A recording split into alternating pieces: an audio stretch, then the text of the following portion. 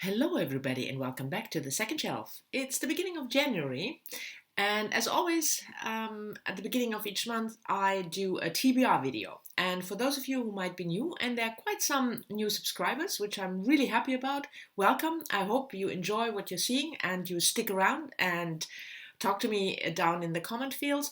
But anyway, for those of you who might be new, at the beginning of each month or the end of the previous month, I look at the new releases of the month and then I pick a couple, 4, 5, 6 books that I personally found interesting and I share them with you. So TBR, for the purpose of this video, means to be released. And as always, we start off with literary fiction. And this time I picked two debut novels. And the first one is memoir, Sugar Run, which will come out next week on the 8th of January. Mesha Marin is a young American writer. She wrote short stories in various magazines, but this is her first novel. Sugar Run is set in rural Virginia in about 2007-ish, and the main character is Jodie McCarthy, who has just been released from prison. She was incarcerated when she was 17, which was 18 years ago, for manslaughter, and she now tries to pick up her life, to make a new life. And she falls in love with Miranda, a young mother, and the story takes off from there. I thought the premise sounded really interesting. A young woman coming out of prison. I mean, young for me, she's in her 30s, but from my perspective, that's still a young woman. But anyway, somebody who spent almost 2 decades in prison and then tries to pick up their life, to make a new life with a new love. So I found the premise really interesting, and I hope it's good. So the first debut, Mesha Marin, Sugar Run. The second debut novel will come out on the 18th of January, and that is Far Field by Madhuri Vijay. Madhuri Vijay is a young Indian writer. She's born in Bangalore. I couldn't quite figure out whether she still lives there or whether she moved to the United States, but she writes in English anyhow. And Far Field is set in India, and the main character is a young woman, Shalini, who just lost her mother.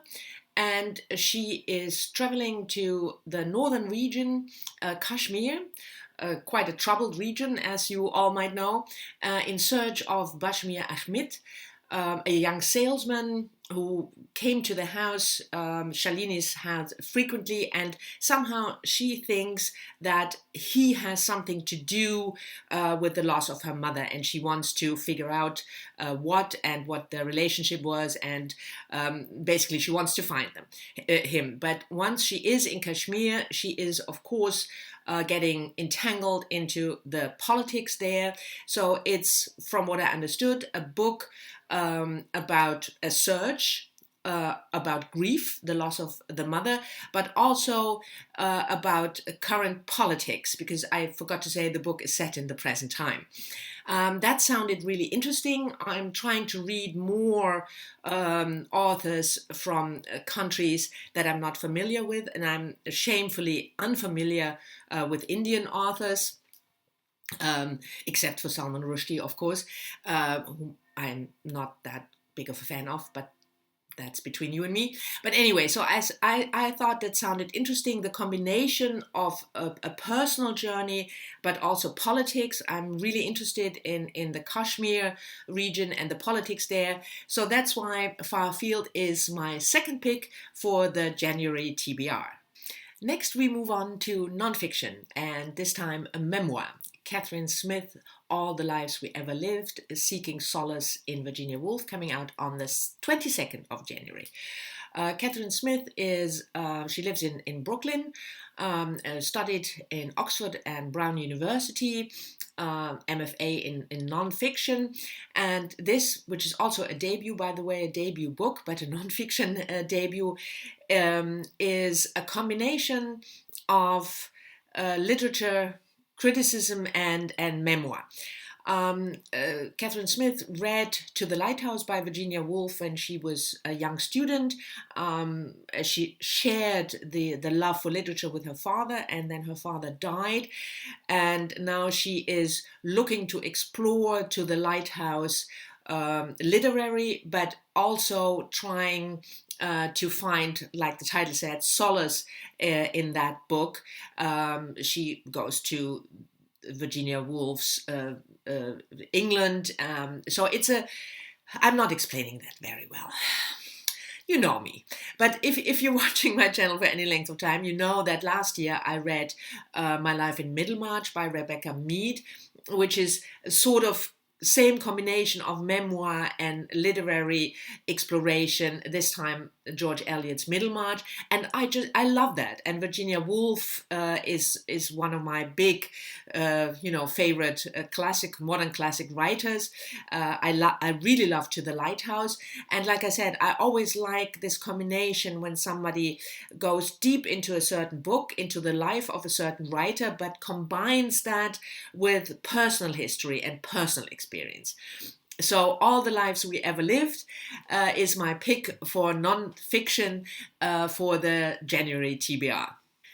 The next book I picked is translated fiction, and one of the many things I failed at last year was reading more or enough, in my view, translated fiction. I just didn't read very many books translated, and I want to rectify that this year. So I started one start of January with picking one for the January TBR, and I picked Olga Slavnikova, The Man Who Couldn't Die, translated from the Russian by Marian Schwartz. Will be published at the end of the month, the 29th. It's an older book in the sense that it was published in Russia in 2001. Olga Slavnikova is a quite well-known Russian author. She was born in 1957, if I'm not mistaken. She has at least 10 or 12 books written on her name, and some of them have also been translated into English. The Man Who Couldn't Die is set in 1990, just after the fall of the Soviet Union. We follow Marina and her mother Nina, who live together with Nina's husband and Marina's stepfather, a veteran of the war, and the father or stepfather and husband doesn't know about the fall of the wall and the fall of the Soviet Union. And mother and daughter want to keep the image of the old Russia alive. I really enjoyed that premise. There was a movie quite some time ago, a German movie called Goodbye Lenin, with a similar premise where a young a man, Alexander, living in the German Democratic Republic, and the wall just fell, and his mother, a very engaged socialist believer, was in a coma, and once she woke up after the wall fell, Alexander and his friends tried to keep the image of the German Democratic Republic alive for her. So this book, The Man Who Couldn't Die, sounds a similar premise.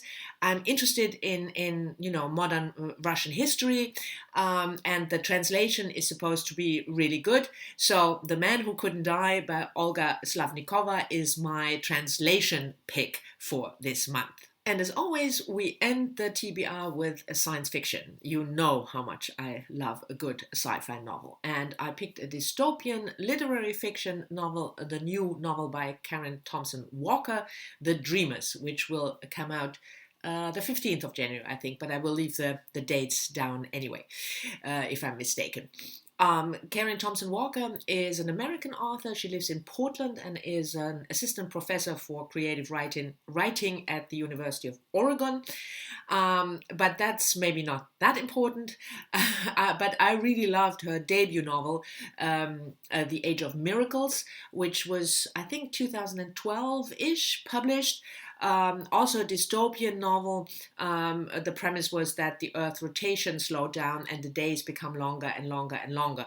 I really loved that book. I thought it was intelligent and really well written. So I'm looking forward to her new one.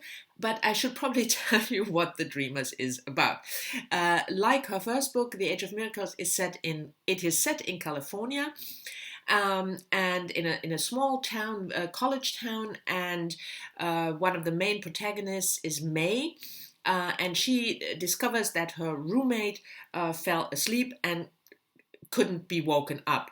The roommate is rushed to the hospital, and then more and more people succumb to this new strange illness. In other words, they fall asleep and they don't wake up. There's a quarantine, the National Guard is mobilized, then psychiatrists and doctors come in to examine the patients, and they find out that they have unusually high brain activity, so they are obviously dreaming, but nobody knows of what, hence the title The Dreamers. And I thought this premise was really fascinating, what happens when you fall asleep and whether you can find out what people dream about when they can't be woken up. And like I said, because I really, really enjoyed her first book, I'm looking forward to her next one. And I forgot about the Olga Slovnikova book, The Man Who Couldn't Die. I will leave a link to the trailer of the movie I mentioned, Goodbye Lenin, also in the description, just in case you're interested. But it's a German movie, and I don't think there is an English version of it. But anyway, you might be interested. So these were my picks for the to-be-released books in January. Thank you very much for watching. Again, welcome to the new subscribers. As always, I'm looking forward to your comments. Maybe you have books you are looking forward to that are published in January, or let me know whether any of the books that I mentioned interest you. And I'll see you all in the next one. Bye-bye.